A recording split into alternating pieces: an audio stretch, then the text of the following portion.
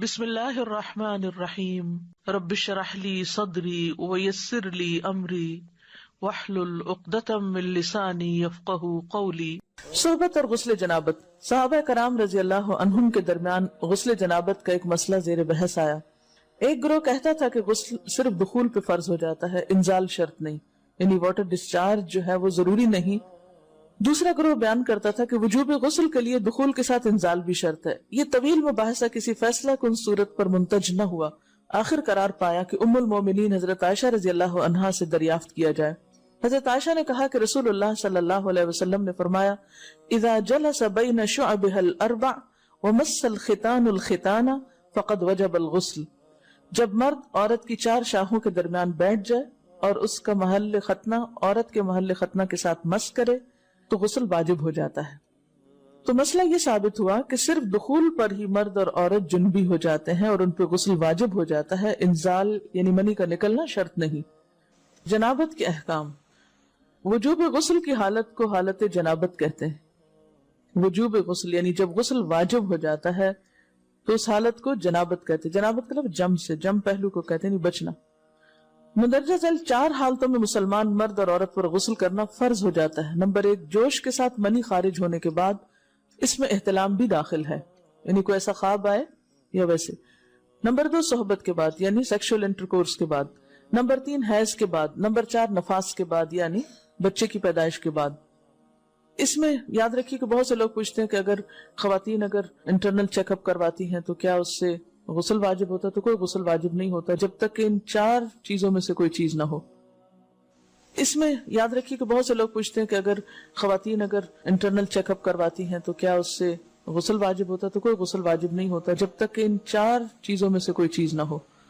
صرف منی خارج ہونے سے بات نہیں، بلکہ جوش کے ساتھ منی خارج ہونے کے بعد غسل واجب ہوتا ہے۔ رسول اللہ صلی اللہ علیہ وسلم نے فرمایا، جب تم عورت کی چار شاخوں کے درمیان بیٹھ کر صحبت کرو تو تم پر غسل واجب ہو گیا اگرچہ منی نہ نکلے۔ آپ نے غور کیا ہوگا کہ طہارت کے مسائل بہت تفصیل کے ساتھ اور اپنے اندر بہت ڈیٹیلز رکھتے ہیں، اور بہت سے موضوعات ایسے ہیں کہ جو انسان کی ظاہری زندگی نہیں بلکہ اس کی نجی اور ذاتی زندگی سے متعلق بھی ہیں، لیکن اس طرح پبلکلی ان کو پڑھانا اور ان کو سکھانا یہ بھی ایک ضرورت ہے، کیونکہ آپ صلی اللہ علیہ وسلم نے انصار کی خواتین کی تعریف کی کہ انصار کی خواتین کتنی اچھی ہیں جنہیں حیا دین کا علم حاصل کرنے سے نہیں روکتا۔ تو سوال یہ پیدا ہوتا ہے کہ آخر اتنی تفصیلات کیوں؟ اور بعض لوگ اس کو ناپسندیدہ قرار دیتے ہیں، تو ایسا کرنا ناسمجھی کی علامت ہے۔ ہم دیکھتے ہیں کہ انسان اگر اللہ کے بتائے ہوئے طریقے کے مطابق زندگی بسر کرتا ہے تو اس میں خیر ہی خیر ہے، اور وہ صرف خیر اس کی اپنی ذات تک نہیں رہتی، بعض اوقات دوسروں کی بھلائی کا ذریعہ بھی بن جاتی۔ عورت کو بھی احتلام ہوتا ہے۔ ام المومنین حضرت سلمہ رضی اللہ عنہا روایت کرتی ہیں کہ حضرت ام سلیم نے رسول اللہ صلی اللہ علیہ وسلم سے کہا، اے اللہ کے رسول، یقیناً اللہ حق سے نہیں شرماتا، یعنی حق بات اور ایک ضروری بات جو ہے اس کو واضح کرنا ضروری ہوتا ہے، اور اس معاملے میں شرم سے کام نہیں لینا چاہیے، کہیں ایسا نہ ہو کہ انسان انجانے میں غلط کام کرتا رہے۔ تو یہ کہہ کر انہوں نے مسئلہ پوچھا، کیا عورت پر غسل ہے جبکہ اس کو احتلام ہو؟ آپ نے فرمایا ہاں، لیکن جب پانی کا نشان دیکھے یعنی منی دیکھے۔ اس پر حضرت ام سلمہ نے شرم سے منہ چھپا لیا اور عرض کیا، اے اللہ کے رسول، کیا عورت کو بھی احتلام ہوتا ہے؟ آپ نے فرمایا ہاں ہوتا ہے، تیرا داہنا ہاتھ خاک آلود ہو، یعنی ایک پیار کی ڈانٹ تھی۔ اور اس میں ہو سکتا ہے کہ مزاج کا فرق ہو، بعض خواتین کے ساتھ ایسا نہ ہو اور بعض کے ساتھ ایسا ہو، لیکن اس میں جو اصل چیز ہے وہ ایکسیسو واٹر ڈسچارج ہے۔ اس میں کہیں ایسا نہ ہو کہ لیکوریا وغیرہ کے ساتھ اس کو ریلیٹ کر دیا جائے، دونوں چیزوں میں فرق ہے۔ اور احتلام جو ہے وہ سوتے وقت ہوتا ہے، یعنی سو کر اٹھنے پر اگر انسان اپنے کپڑوں پر زیادہ ڈسچارج دیکھے، خواہ کوئی خواب یا کوئی فیلنگ یاد نہ بھی ہو، تو پھر غسل کرنا ضروری۔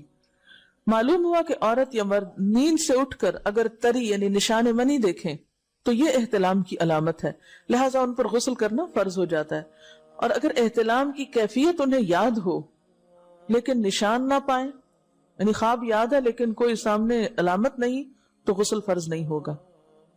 ایسی صورت میں شک کی ضرورت نہیں ہے کہ نہیں وہ میں نے خواب دیکھا اور مجھے خواب بالکل صحیح یاد ہے تو مجھے نہانا چاہیے. نہیں، محض خواب پر نہیں نہایا جائے گا جب تک کہ فزیکلی کوئی ایسی چیز سامنے دیکھی نہ جائے. حضرت ام سلمہ روایت کرتی ہیں کہ میں نے کہا اے اللہ کے رسول صلی اللہ علیہ وسلم، میں اپنے سر کے بال خوب مضبوط گوندتی ہوں، کیا میں انہیں غسل جنابت کے وقت کھولا کروں؟ آپ نے فرمایا ان کا کھولنا ضروری نہیں، تیرے لیے یہی کافی ہے کہ 3 لپ پانی اپنے سر پر ڈالے، پھر اپنے سارے بدن پر پانی بہائے، پس تو پاک ہو جائے گی. یعنی بالوں کی جڑیں بھیگنا، سکن بھیگنا ضروری ہے، سارے بال کھولنا ضروری نہیں ہے. جنبی کے بالوں کا مسئلہ. حضرت عائشہ کو خبر ملی کہ حضرت عبداللہ ابن عمرو عورتوں کو غسل جنابت کے لیے بال کھولنے کا حکم دیتے ہیں. فرمانے لگی ابن عمرو پر تعجب ہے، انہوں نے عورتوں کو تکلیف میں ڈال دیا، وہ انہیں سر منڈوانے کا حکم کیوں نہیں دے دیتے؟ یہ حضرت عائشہ کی ڈانٹ تھی. یعنی وہ یہ تو کہنے کہ عورتیں بال کھول کھول کے نہائیں تو وہ پھر سیدھا یہی کہے کہ عورتیں بال منڈوا لیں. میں اور رسول اللہ صلی اللہ علیہ وسلم ایک ہی برتن میں غسل کرتے اور میں اپنے بال کھولے بغیر سر پر 3 چلو سے زیادہ پانی نہیں ڈالتی تھی. معلوم ہوا کہ غسل جنابت کے لیے بال کھولنے کی ضرورت نہیں، مگر یہ حکم صرف غسل جنابت کا ہے. غسل حیض کے لیے بالوں کا کھولنا ضروری ہے کیونکہ وہ مہینے میں ایک دفعہ ہے. حضرت عائشہ سے روایت ہے کہ انہیں رسول اللہ صلی اللہ علیہ وسلم نے غسل حیض کے لیے فرمایا اپنے بال کھولو اور غسل کرو. اس میں آپ دیکھیے کہ دونوں چیزوں میں فرق کیوں ہے، دونوں کی نوعیت فرق ہے. اور حیض جو ہے وہ ایک نجاست کی کیفیت بھی ہے نا، قل هو اذی، تو اس کے بعد نہانا اور نہا کر خوشبو لگانا خاص طور پر اس کا سارا حکم آتا ہے. لیکن غسل جنابت میں نجاست کی وہ کیفیت نہیں ہے. یعنی حیض کا خون اور منی جو ہے ان دونوں کے حکم میں بھی فرق ہے. ٹھیک ہے نا. بعض علماء کے خیال میں جو منی ہے اٹ سیلف وہ ناپاک چیز نہیں ہے. اگر کسی کپڑے وغیرہ کو لگ گئی تو وہ کپڑا ناپاک نہیں، اگر اس کو خشک ہونے پر کھرچ کے صاف کر دیا جائے تو کپڑا صاف ہو جائے گا. لیکن خون حیض پر آپ صلی اللہ علیہ وسلم کیا فرمایا؟ چٹکیوں سے مل مل کے اس کو صاف کر کے دھوئے. تو ان دونوں میں بھی فرق ہے. لہٰذا ان دونوں کے بعد نہانے کے حکم میں بھی فرق ہے. ایک میں بال کھولے جائیں گے اور بال بھی دھوئے جائیں گے اور بالوں کی جڑیں بھی دھوئی جائیں گی، جبکہ دوسرے عام غسل جنابت میں بال کھولنا اور پورے بال دھونا شرط نہیں. بہت سے بچیاں ایسی جن کی شادی ہوتی ہے اور اس کے بعد انہیں ان مسائل کا پتہ نہیں ہوتا، یا تو وہ شرم کے بارے نہاتی نہیں، یا نہاتی ہیں تو پھر وہ پورے بال دھو دھو کے سکھانے میں اور ان چیزوں میں اتنا وقت ضائع کر دیتی ہیں کہ پھر بعضوں کا شوہر کی نافرمانی اور آپس کے تعلقات میں ٹینشن، لوگوں کا خوف. تو اگر دین کا صحیح مسئلہ پتا ہو تو انسان ان تمام مشقتوں سے بچ جاتا ہے اور ایک نارمل روٹین کی لائف گزار سکتا ہے. تو اس میں کیا صرف 3 کپ پانی، 3 لپ پانی، یعنی 3 دفعہ کیوں کہ اگر ایک دفعہ ڈالنے سے پوری طرح نہیں بھیگا تو آپ یہ بھی کر سکتے ٹیپ کے آگے سر کر کے تو ساری اسکن جو ہے سر کی اس کو آپ گیلا کر لیں. پیچھے سے بال جو ہیں اگر لمبے ہیں تو ان کو ایک طرف کر دیں تاکہ پورے بال نہ دھونے پڑے، نہ سکھانے پڑے اور نہ خشک کرنے پڑے، اور باقی جسم پہ پانی بہا لیں. دوسری صورت یہ ہے کہ مگ میں پانی لے کے تو اس کو آپ تھوڑا تھوڑا کر کے پورے کو ایک دفعہ کریں، پھر اس کے بعد دوبارہ کریں اور تیسری دفعہ رول کر کے بالوں کو پیچھے سے شاور کیپ ڈال لیں اور باقی جسم پھر دھو لیں. شاور کیپ سے کیا ہوتا ہے عام طور پر کہ پیچھے کے جو سارے لمبے بال ہیں پھر وہ نیچے گر کے گیلے نہیں ہوتے، وہ آپ کے سر پہ ٹک جاتے ہیں. تو سر کی اسکن دھوئیں اور بالوں کو جوڑے کی شکل میں باندھ کے اوپر شاور کیپ پہن کے پھر باقی جسم کو اچھی طرح دھو لیں.